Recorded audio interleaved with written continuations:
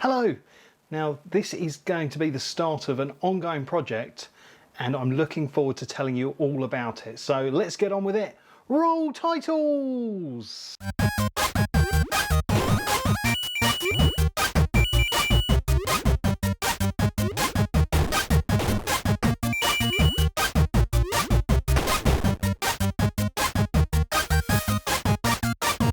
Hello, welcome to the channel if it's your first time here, and welcome back if it's not.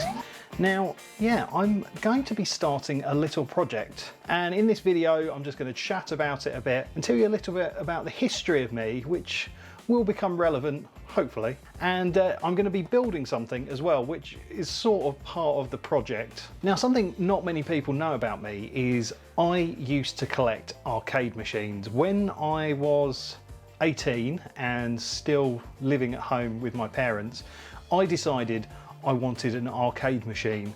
So I got on the internet, which was sort of still a relatively newish thing then. God, I sound old. And I found someone who was willing to sell me an arcade machine for the princely sum of £50. Now, it was actually a Mortal Kombat 2 arcade machine. It turned up, it didn't have any of the insides. It had a monitor, which was broken, didn't have a power supply or anything like that. And yeah, it was just basically the shell of a machine. And it turned up, and it turns out that arcade machines are actually quite large and quite heavy. So my parents weren't overly keen in it staying in the garage. So basically I had to work out a way of dismantling it so I could take it up to my room and put it into my bedroom. That was great. I managed to get it working. I had to take the monitor out and take it to a local TV repairman. I don't think there's such things as those anymore. And he fixed the monitor for me, and basically I managed to wire it all up and get it all working. And in my room I had this amazing arcade machine and I loved it. And it was not long after that that I actually moved out of home and got a place of my own. And obviously, being a relatively young man with a lot of disposable income and an itch for arcade machines, my God, I scratched that itch. And I actually ended up with about 13 to 15 of them in this little bungalow that we rented. And it was amazing. It was one of the best times of my life, just having all these wonderful arcade machines just there. I mean, a lot of them were projects, a lot of them needed work, and you know, they didn't all work at once, but it was incredible. And yeah, that's how I got into sort of electronics and things like that. And I even had like a full-size sit-down cockpit pole position 2 arcade machine, which again, you don't quite realise how big those things are until it's in the confines of a normal house rather than a massive arcade. Now, obviously, I grew up a little bit and I ended up having a child, and basically the collection just had to go, and I was gutted. And I've not really had any kind of arcade machine stuff since then, so probably for nearly 20 years until now, hopefully. So yeah, what I'm going to be doing in this video today is I'm going to be building an arcade machine controller and sort of talk about my idea in my head as I build this. This is going to be using arcade machine parts, and I've got an enclosure in here for it to all go in, and hopefully you'll see what I'm aiming for. So I've not got anything out of the box yet, so hopefully it's all okay. So let's get this guy open. Now, I'll put a link to all the products that I've got in the description of the video if you want to build something similar. So this is our starting point, and basically I'm going to put an arcade joystick in here, 6 buttons for, you know, button bashing, and a player 1 and player 2 button. Well, yeah, that'll change. But yeah, so this is our unit, and annoyingly it's got very sticky rubber feet on it, which will be great to hold it onto the table, but not so great for moving around. So we'll move it up there. Now, what is in this box? Aha! So this is my arcade joystick. It's got a red knob, and yeah, we've got this little guy that goes over there. And interestingly, this can be configured so it goes in just 2-way, so up and down, 4-way, up, down, left and right, and then all around. And yeah, it's just got micro switches all around it which dictate the direction. Cool. And here we go. We've got some buttons.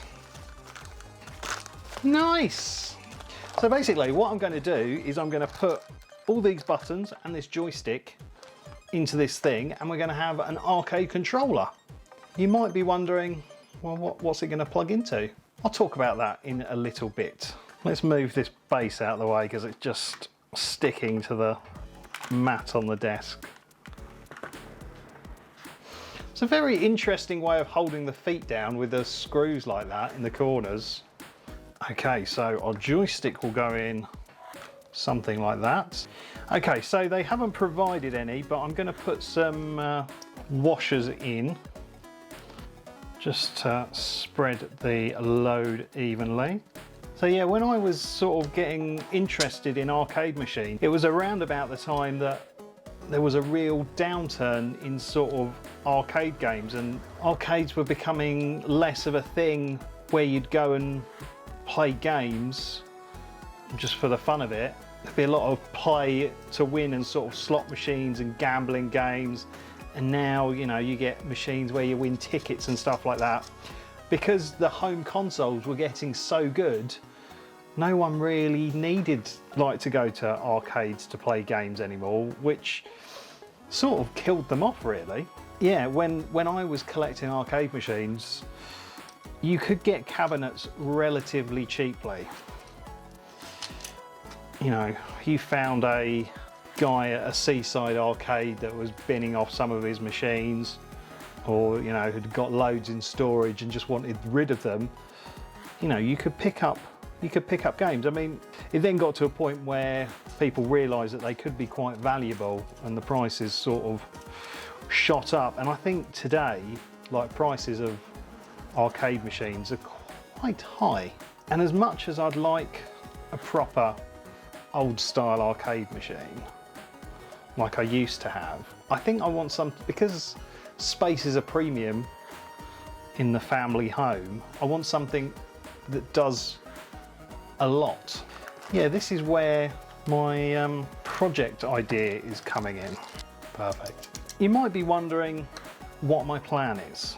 Well, I want to build an arcade machine, but I want to build one that embraces modern technology, but maybe can actually play old school original games too in their like PCB format.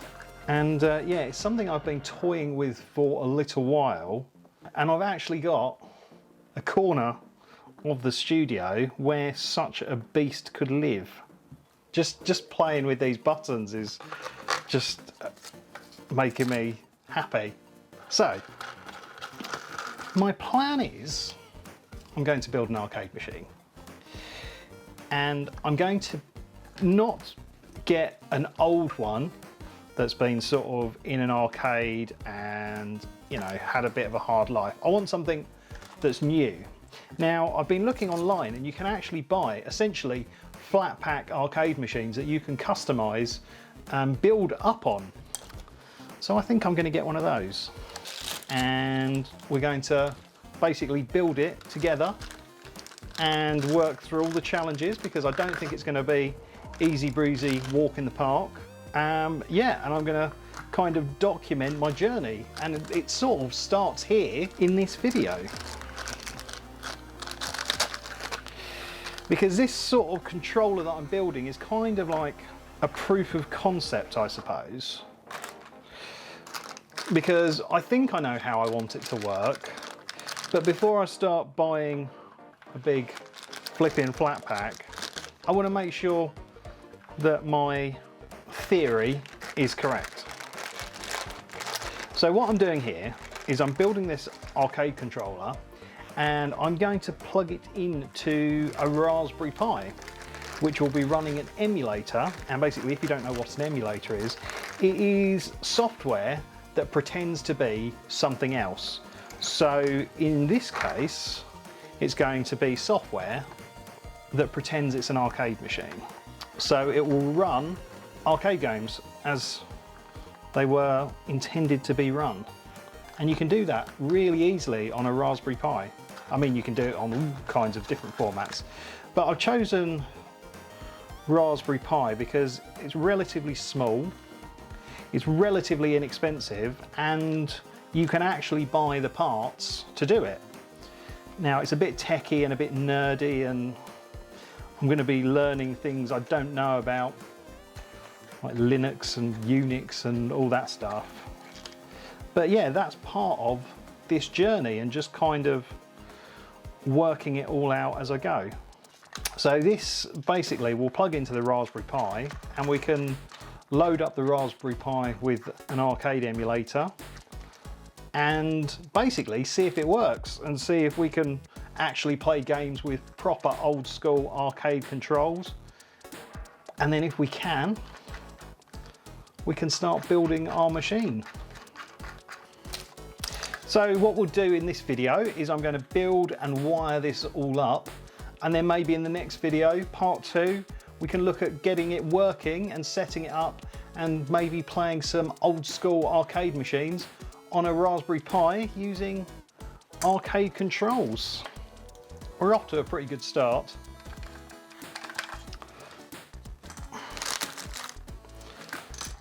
Although I should definitely have removed the plastic from here.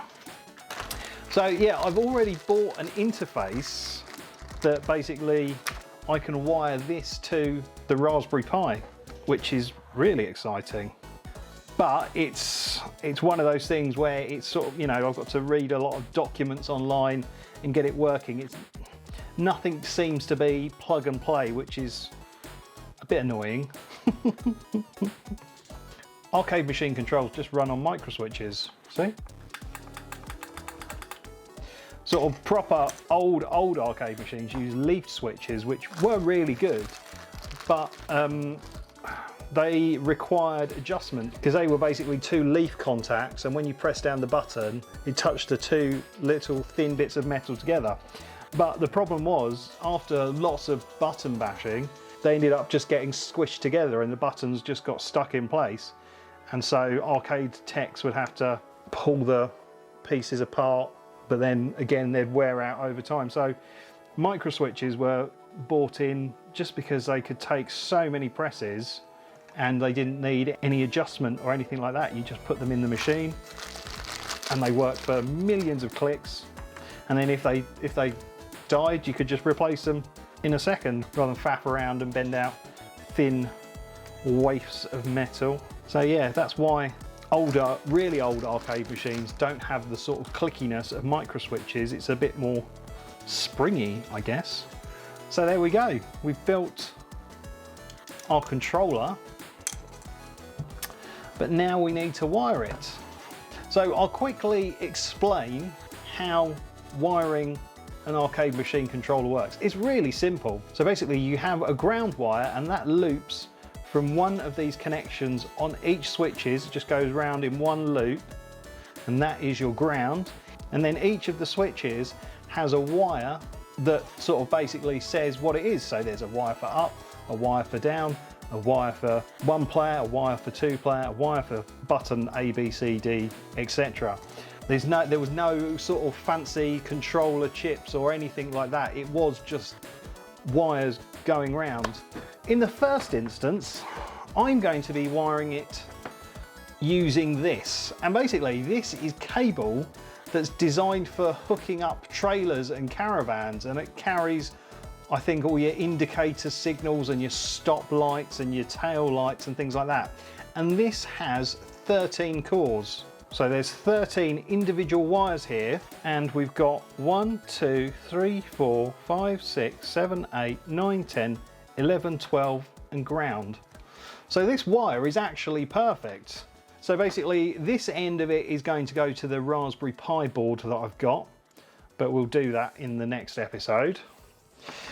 And then I'm going to strip off a chunk sort of about that length, and then I'm going to make each core go to a switch.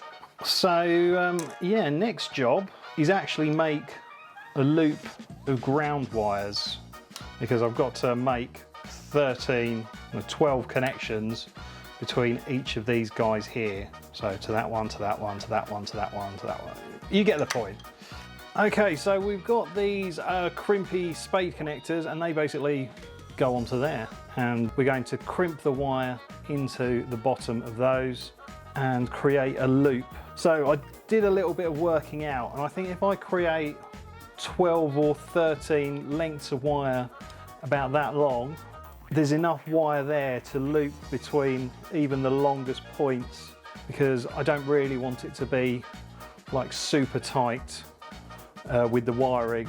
So yeah, I'm just going to cut out some lengths of wire similar to that, and then I need to strip off the end of each of them and basically daisy chain them together and then crimp them. So I'm going to quickly whiz through that, and I'll let VoiceOver Kit tell you all those awesome people who have joined the channel and become channel members. If you hit the join button below, you can become one of these awesome people, and I'll give you a shout out in an upcoming video.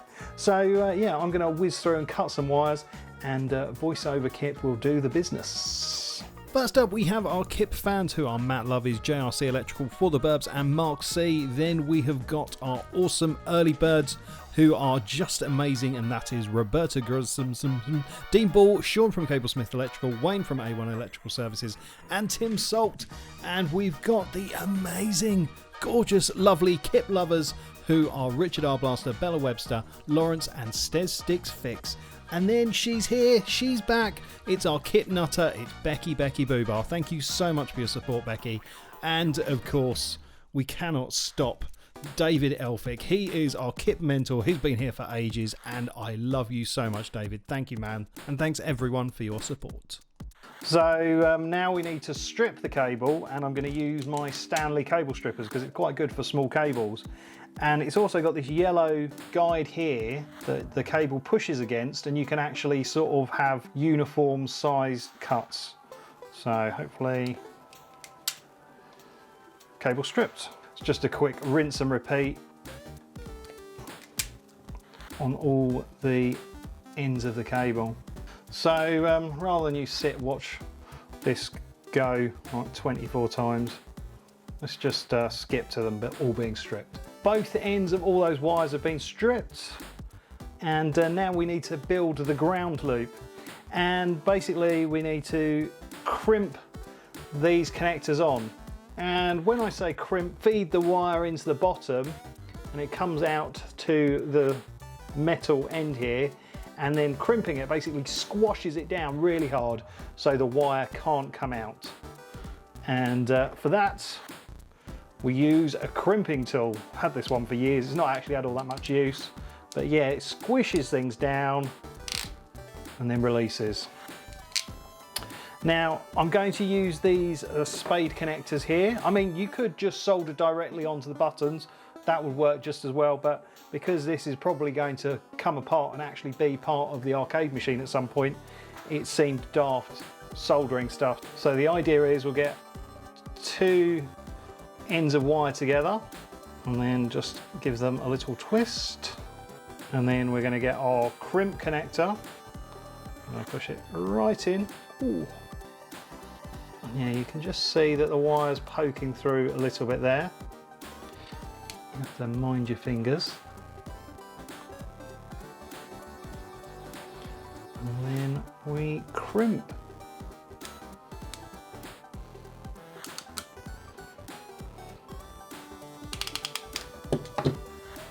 So yeah, the wires are squished down into there, little tug test. They're not coming out and then making contact. I need to leave one end of the loop unconnected because the ground wire coming from our big thick cable is going to have to connect to the loop there. So we will leave one off for now. So yeah, we just got to basically build up a load of connections like this to make our ground loop. So I'm just going to smash through them. Hopefully it won't take too long.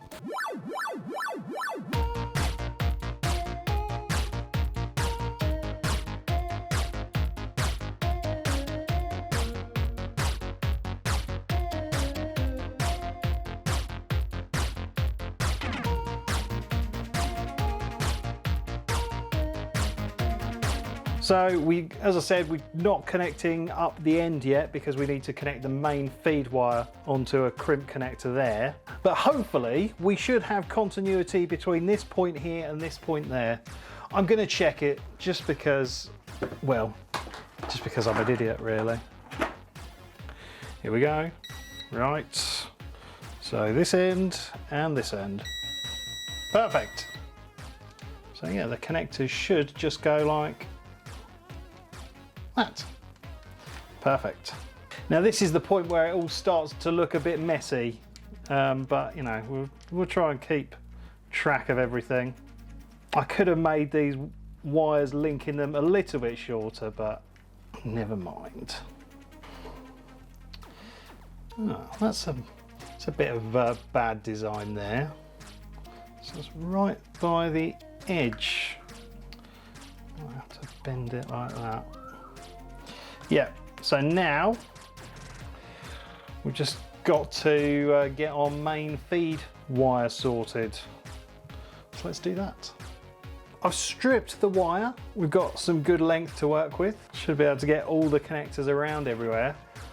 But we have hit a rather massive problem, which does actually stop everything for today at least.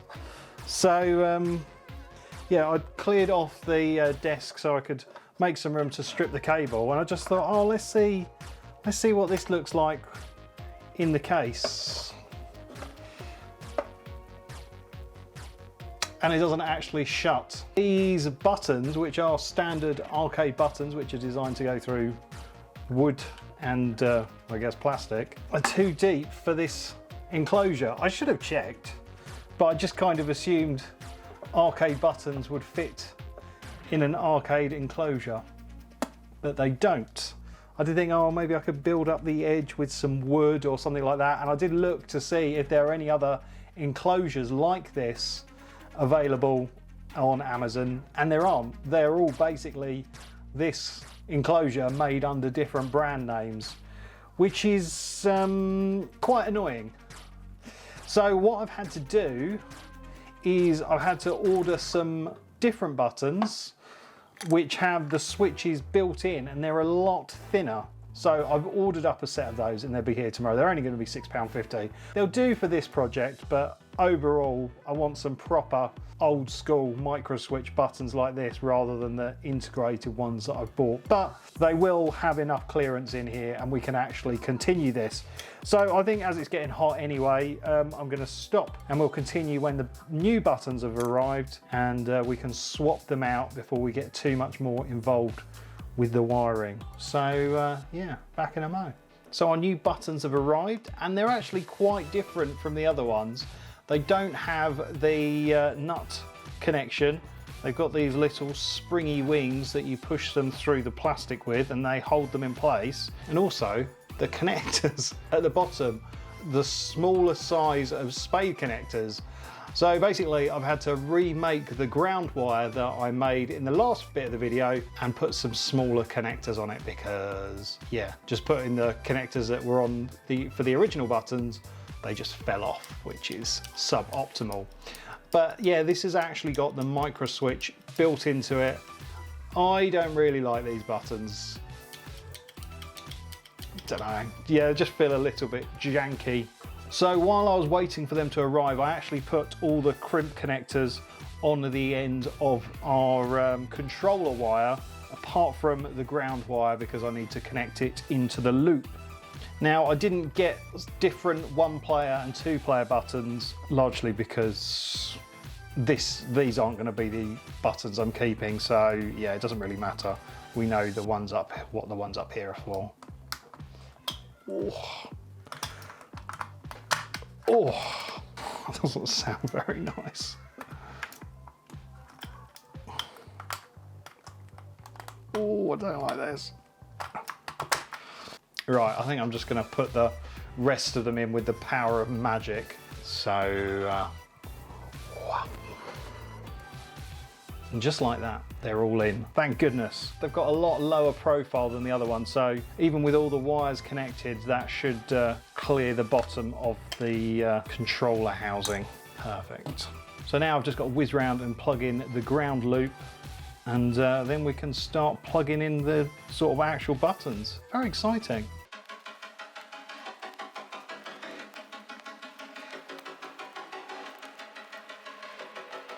Yeah, I mean, even using these smaller spade connectors, it's still super loose. Yeah, I hate these buttons. Hate them.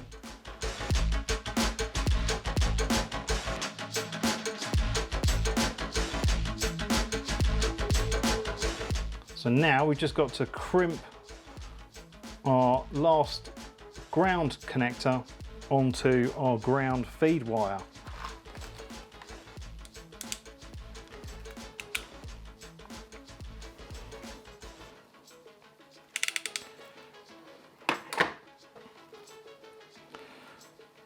Perfect. Right, so what I've actually done is there is a sort of method to all this madness here, and I have actually made like a wiring color chart so I know which wire corresponds to which button, because obviously once I get up to the other end, which will be plugging onto our Raspberry Pi interface board, I'll need to remember. I'll put it on the screen so you can see basically what I've made. There's no actual set colors really. Actually there are when it comes to the actual machine, but yeah, this is just for my reference only. So yeah, let's wire up the joystick.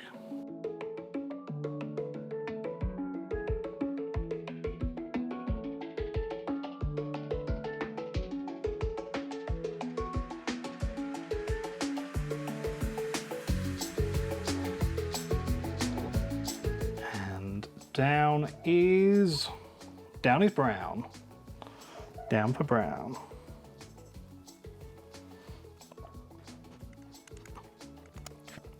And then we just got these guys to go to all the different buttons.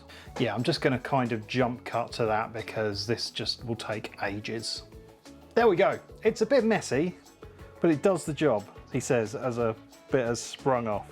Yeah, these buttons are proper janky, man. The connectors just keep pinging off. Just don't think they're made to the correct tolerance for those connectors, which is really annoying, but it's together to a point. And I mean, it should all squish down and go in the base.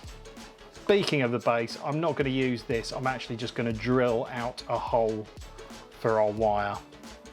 So let's get the drill and drill a hole.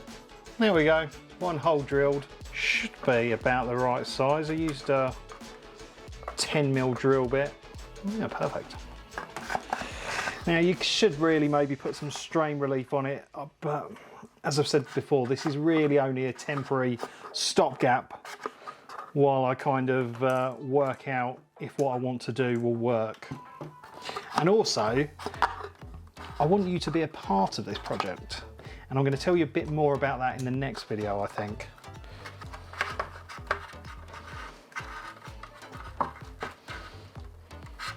Already lost some connectors.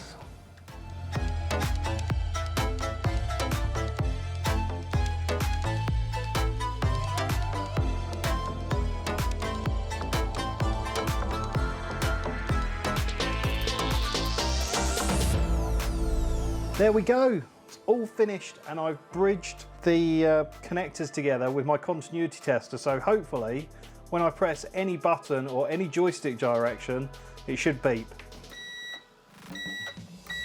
Yep. It worked all right, actually. So the next part of this video will be actually connecting this up to the Raspberry Pi with an arcade interface and just seeing how it all works, and we'll try and get some emulation set up on the Raspberry Pi and play some arcade games with our new controller and see how it all works. So yeah, I think this is going to be quite an exciting project, so make sure you subscribe to the channel and you'll be able to catch the next part when that comes out. But that is it from me. Thank you so much for watching. Don't forget to like and subscribe, but for now it's game over.